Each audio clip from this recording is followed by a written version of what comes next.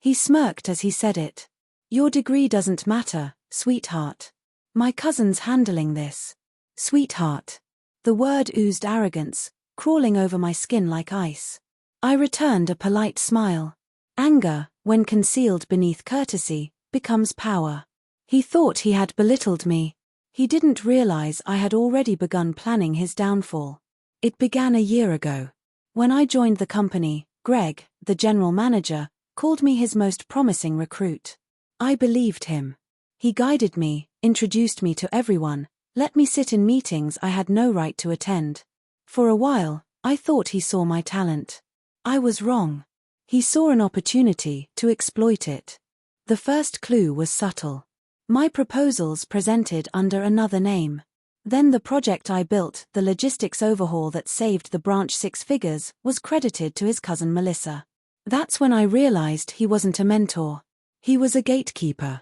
And the gate only opened for family. When I confronted him, he laughed. It's business, not betrayal. Don't take it personally. Betrayal is always personal, especially when masked as mentorship. I didn't yell. I didn't quit. I stayed, and I learned. Every late night, every file I quietly accessed, every system permission I retained, I absorbed it all. I studied hierarchies, audits, compliance logs. I watched money move, observed how Greg covered Melissa's mistakes, how branch numbers always appeared inflated. By the time he said I was no longer needed, I had mapped the entire corruption network. The next morning, I didn't beg for my job.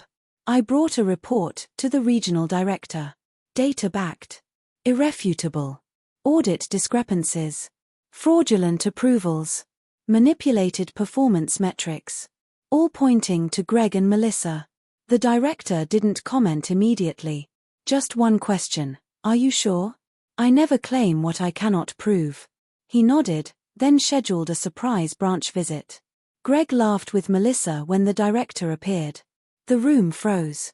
Where is she? The director asked. Greg grinned, confident. Fired her yesterday. She was too difficult. Then I saw it, the exact moment his world splintered. The director's voice fell, sharp and measured. My God. What have you done? The silence was suffocating. Panic throbbed beneath Greg's fake composure. Minutes later, I was called in. Greg avoided my gaze. Melissa clutched her phone like a lifeline. The director slid the report toward me. You did your homework, he said. I nodded once. Greg sputtered. This must be a mistake. Explain the falsified contracts. The director cut him off. No one spoke again. Within the hour, security escorted Greg and Melissa out. The hallway where I had once been humiliated now echoed with their disgrace. Justice rarely roars. Sometimes it whispers through closed doors and signed termination notices. A week later, I was reinstated. Promoted. The director called it rectifying a mistake. I called it balance. Greg tried calling once. I didn't answer. There's no closure in listening to a liar beg. People asked how I stayed composed. Truth. Revenge isn't anger. It's precision. I never shouted. Never threatened. I waited until the truth became undeniable. Because men like Greg always underestimate quiet women. Silence doesn't mean submission. It's strategy. The pause before the strike. The office feels lighter now. Employees whisper about the incident.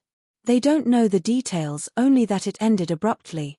I walk past Greg's old office every morning. The nameplate is gone. Blinds open. Light falls differently now, cleaner somehow. I feel clarity, not guilt. He built his throne on stolen work. I pulled away the foundation. Was it worth it? Absolutely. There's a unique peace in reclaiming dignity without raising your voice. He called me sweetheart. Now he calls me. That's the kind of revenge no title can surpass.